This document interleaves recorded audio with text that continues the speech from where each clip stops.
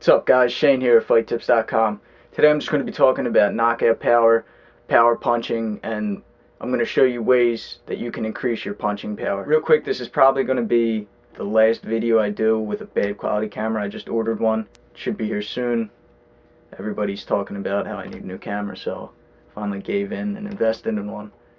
Anyway, back to the video. Alright, first I just want to talk about one thing. I want to go over about what most people know as knockout power and heavy hitters. Okay, what I want to do is switch these two last words here, and I want to switch it to knockout hitters and heavy power.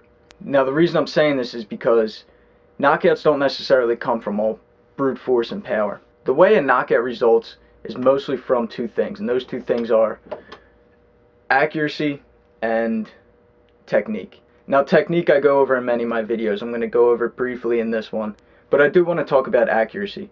When you're throwing punches at your opponent, it's not smart to necessarily just throw all that power that you have, put all your force and all your weight into your punches. I mean, you might be doing damage if you land them, yeah, but if you're hitting them in the wrong spot, it could be all for nothing, or it could be even damaging you. The places you want to hit on the face are the jaw. From here, the bottom of your ear, down to your chin is all vulnerable. If you get a good shot there, that could definitely knock someone out, because if you catch them and their jaw isn't clenched and it's a good solid shot, there's a good chance you can knock your opponent out. Other spots to aim for, maybe not knockout power, but would be the nose, the eyes, or the eyebrows. The temple you can knock someone out with, or behind the ear, which will probably catch their jaw. And all competitive fighting, it's illegal to hit to the back of the head because it's so dangerous, but in a street fight, like we always say, anything goes, so use your best judgment. There's no skull protecting your brainstem back there, so elbow or a punch to the back head could do some serious damage. Like I said, be careful with that. Okay, so you're probably wondering, how do I increase my accuracy in punching? Well, fighting's really sport specific when it comes to the training. What you want to do when you're training is training as if you're fighting. That way, so when the fight comes, it's second nature, it's natural, you're calm, everything just flows. So ways to increase your accuracy: you can mark your heavy bag, put spots on it, put X's and O's on it, come up with some sort of pattern, and when you see them, because you know how the bag spins, when you see those openings, throw a certain punch for each symbol. Another great way is to train shadow boxing. Really imagine an opponent. When you see your opponent and you see openings, don't just imagine your opponent standing there. Imagine him moving, blocking. So imagine he throws a jab. Now when he throws that jab, his whole left side's open. Maybe you take the jab and you eat it and you follow up with a cross. Or maybe you slip his jab and then come up with the uppercut, catch him right on the chin. And then another great way is to train in sparring. I mean, sparring is the closest thing you're going to get to a real fight. So when you're training, practice those punches, practice those combos, see when the opening's there. When it is, use it, take it, and practice your targeting and your accuracy. Now, a few things to keep in mind with accuracy. You don't want to think about it too much so that it takes away from your speed or your power. Now, you don't want to be so precise that you're taking all this time just so you can hit your target. I mean, you still want to have that force and that power and that speed and the technique so that it is still a good punch. And another thing to keep in mind with the knockout punching, don't just look for one knockout hit. Don't just think, if the opening's there, I'm going to throw this one hit and it's going to knock him out and the fight's going to be over, because most likely it's not going to happen that way. If it did, you'd be seeing knockouts all the time. So what you want to do is you want to set up your punches, you want to throw your jabs and then set it up with, you want to throw combos, you want to get in and out, you want to practice good footwork. I mean, the best thing you could do is just have good form, good technique, good accuracy, and if it lands and it does the job, then great, you won the fight. But otherwise, just keep fighting. And a little proof behind all this: you've seen fights, boxing, MMA fights, where it doesn't look like that big of a punch, it's just a little punch. I mean, look how Kimbo got knocked out by Seth Petrozelli. Just a little punch, but you'll hear a lot of commentators say he got hit right on the button. And what they're saying is he got hit in the right spot, maybe the jaw, maybe the chin, maybe behind the ear. And what it did, it just turns you off. I mean, there's nothing you could do. I mean, it's just a natural body reaction. You can't do much to control it. And then on the contrary, you've seen people get smashed in fights. I mean, take really big hits, and they just take it and they deal it right back. I mean, there could be two reasons for this: either they have a good chin and just are really tolerant, or they aren't getting hit in the right spot. I mean, if you take really big hits but you're taking them on the forehead, that's fine, because your forehead's really strong. I mean, you're more likely to break your opponent's hand than to take more damage on yourself. Now I'm going to demonstrate good technique and accuracy on a speed bag. Alright, so first off I'm just going to show a powerful, strong jab that if placed on the right spot of your opponent could result in a knockout.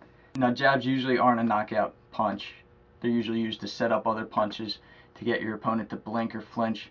But they can in fact. Now a good jab, and I mean obviously it's going to be a good jab. All the punches I'm going to demonstrate in here are going to look good and they're going to be accurate because this bag isn't moving. Your target, your opponent normally is going to be. So first it's just going to be a jab. So I'm just going to bang.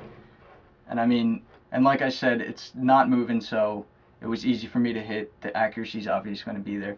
Another punch would be across, or which is more likely to knock someone out because it does have more force, more distance. It's coming from here rather than from here.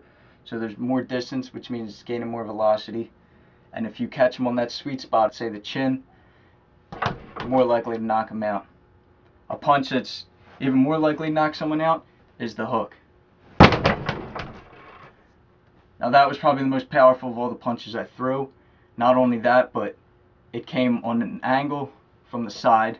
So if my opponent's facing me this way, that hook's going to be coming from here, bang, it's going to hit my jaw perfectly. And that's what's going to knock someone out. Okay, now to increase your accuracy is have this thing moving and keep hitting it.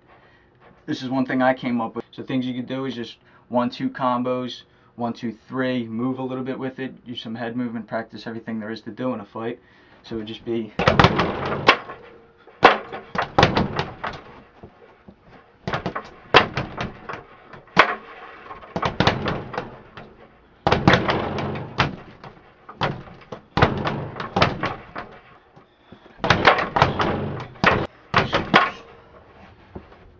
Now what you could do is set your clock for 2 minutes, 3 minutes, even 5 minutes, and just do that. Keep going with that, and you'll learn it. At first it's going to be hard. You got to find the rhythm of the bag, find out what your speed should be. Start off slow. I mean, even I still do it slow. I'll throw the jab, cross, bang. When it comes back and bounces, I let it bounce twice before it comes up, and then I'll throw an uppercut and catch it up here.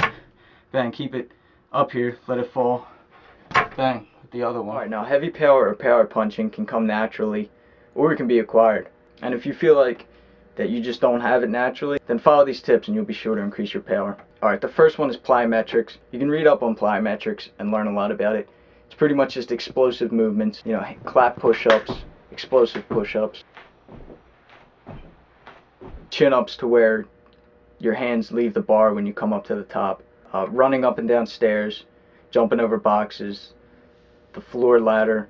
All these things are all plyometrics. And when you do these, you don't want to just do arm exercises. I mean, you're punching, like I've said before, starts in your legs, comes up your hips, into your chest, your back, rolls down your shoulders, into your arm. Then again, push-ups is the same motion of a punch. I mean, it works the primary muscles, the same primary muscles, which are the chest, the shoulders, the triceps, forearms. Other ways are weightlifting. You'd want to do squats, deadlifts, bench pressing, and then forearm exercises too, because if you have a strong forearm and a strong grip, then you're going to have a denser fist. Another great way to increase your punching power is to just do heavy punches on your punching bag. I mean, you still want to keep good technique and everything, but you might hit a little bit harder, put more torque into it, more twist. Now in this video, I'm not saying one is better than the other. I think they're both equally important, and I think you should train in both. I mean, if you have good accuracy and good technique, that's great, but what if you're fighting someone who's got really good defense and you can't get in on them?